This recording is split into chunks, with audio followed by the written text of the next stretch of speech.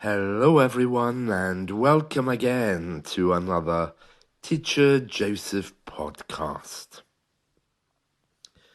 A few days ago, I was looking for an ATM. Now, you might remember what that is because I did a podcast on it a few weeks ago. An ATM is one of those machines where you put your card in and it gives you money. An ATM is an acronym for automated teller machine.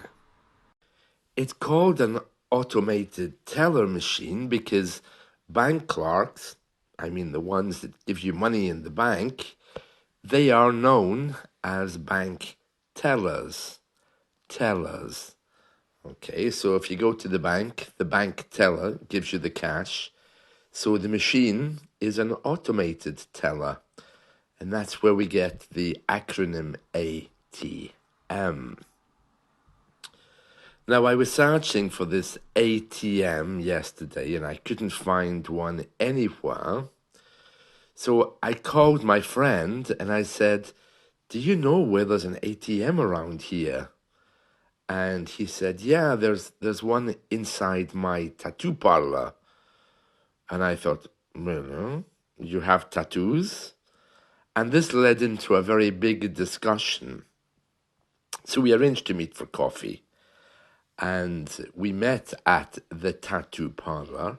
He says it's his tattoo parlor, but he doesn't own it. It's the one that he uses. And of course, sure enough, inside there was an ATM. Now, this led into a conversation, of course, about tattoos, because my friend is the same age as I am, and so I asked, "Really? You have tattoos?" Waiting to hopefully be given more information because, I didn't want to ask directly. I didn't want to say where because there was no obvious signs of ink on his face, neck, or arms. So he said, "Yeah, I have 3, he said. And I said, "Really?" He said, yeah, I have a rose on my shoulder, a fish on my back, and then I can't remember the third one. I think it's an anchor from a boat he has on his side." And I asked him, "Well, why? That's all, just why?" And he said for him it was not really a big thing. One of them was done when he was drunk. Another one was done, I think, as a dare, and a third one was done out of choice because he said they can become quite addictive. Once you have one, you kind of want a second one and more. And I thought, "Oh, really? Interesting." Anyway, this led us on to another discussion about who's allowed to donate blood. And so I asked him, "Is it true that if you have a tattoo, you can't donate blood?" In every country, we have systems for giving the hospital blood just on a voluntary basis. I know in some countries, if you donate blood, you get paid for it. You don't get paid for it here. You're given a cup of coffee and a biscuit. And it's a little bit strange because there's this massive list of things which stop you giving blood. So it's not like they welcome you and they say, "Oh, sit down, let's take your blood." You have this really uncomfortable interview where they ask you everything. They ask you when your last tattoo was done, if you have any. They ask you about your intimacy, your level of intimacy, and who that intimacy was with. Or they're very, very thorough. By the end of it, you feel so psychologically scarred that you might not want to give blood anyway. So it's a little bit odd. So anyway, I was talking to my friend and he said, if you've just had a tattoo, then you can't donate blood. And I said, "Really? Oh, interesting. Well, Of course, I don't have any tattoos. I don't particularly like them, but I am aware that some people are very partial to them. So I decided to have a look at the Give Blood website, and the questions on here are crazy. So let's just go through a few of them. Okay. So, first of all, can I give blood after having COVID? If you have had COVID, please read our literature about whether you can give blood. Can I give blood if I'm taking medication? We'll need to check with your doctor. Can I take blood if I'm taking antibiotics? No, you need to wait until you're off the antibiotics. Can I give blood if I feel under the weather? That just means if I feel ill. If you're feeling under the weather, please wait until you feel better. Can I give blood if I have a cold sore, like little spots on my arm? You must be healed and recovered from any kind of infection for at least 2 weeks. Can I give blood if I have a heart condition? No, we need to check. Can I give blood if I have had cancer? Depends on the type. Can I give blood if I have had a blood transfusion in the past? Yes, you can. Can I give blood if I have ever had an organ transplant? No. Can I give blood if I have high or low blood pressure? It is possible, yes, but we need to check. Can I donate blood if I'm pregnant? No. Can I donate blood if I have a tattoo? Not if it's done recently. Can I give blood if I have had acupuncture? It might be possible, but probably not. Can I give blood if I smoke? Smoking does not stop you from being able to give blood. However, please note that you can't smoke inside our centres. Be a bit obvious, isn't it? Can I give blood if I'm gay? It says here, we don't prevent it. However, if you've changed partners in the last 3 months, or if you've had more than one partner in the last 3 months, we will assess your eligibility. Jeez, it sounds like something from a 1950s medical guide, doesn't it? Can I give blood if I've ever been outside the UK? Traveling to some parts of the world can affect your ability to donate blood.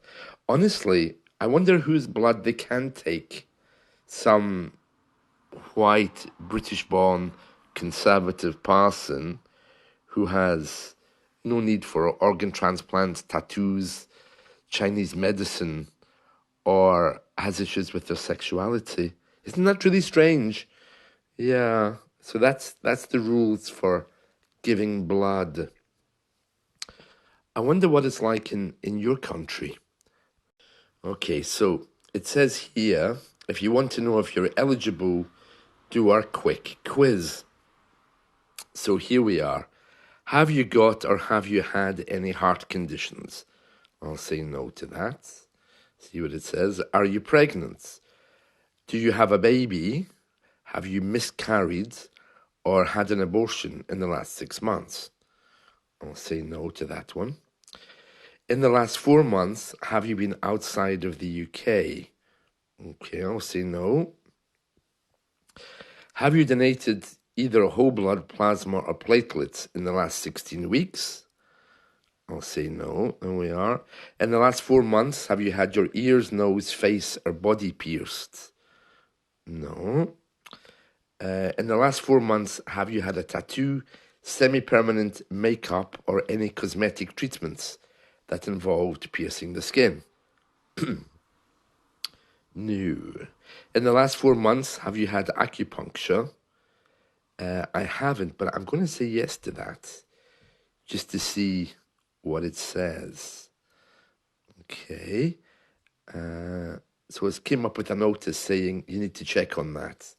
In the last 4 months, have you had a flexible endoscopy or colonoscopy? Colonoscopy. No, thankfully. Uh, in the last 3 months, have you been intimate with a new partner, or have you been intimate with more than one partner? No. In the last 4 weeks, have you been in contact with anyone with an infectious disease? Well, how do I know? I don't just go up to people and say, sorry, but I was going to sit here, but can I just check to make sure that you don't have any infectious diseases? That would be funny, wouldn't it? In the supermarket. Excuse me, just while we share the same meat cabinet, you don't have any infectious diseases, do you? No, good. So how would I know? And what is an infectious disease? So I'll say no to that. Have you had any infection in the last 2 weeks, or have you taken antibiotics? No. In the last 7 days, have you had a cough, sore throat, or are you showing symptoms of a cold? Okay, they got me with that one. I'm going to have to say yes, because you can hear from my voice that I have a cold. Oh, here we are. So it terminated the quiz, and it said, sorry, but if you've been feeling under the weather with any of these things, you need to wait 7 days before you give blood. And it's not allowing me back to the quiz. Oh, interesting, isn't it? I'm surprised to get anyone to give blood, to be honest.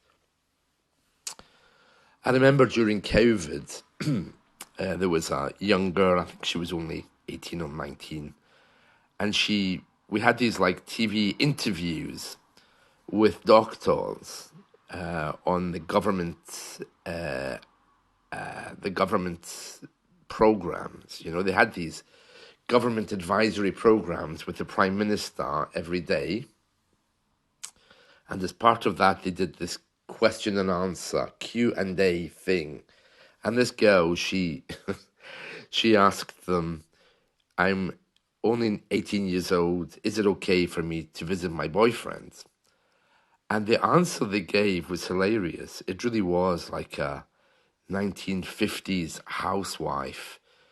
This female doctor, apparently she was the head of the government's COVID or medical board, she said, well, you know, at this time we recommend that you simply stay at home and reflect on whether this boy is really the one for you.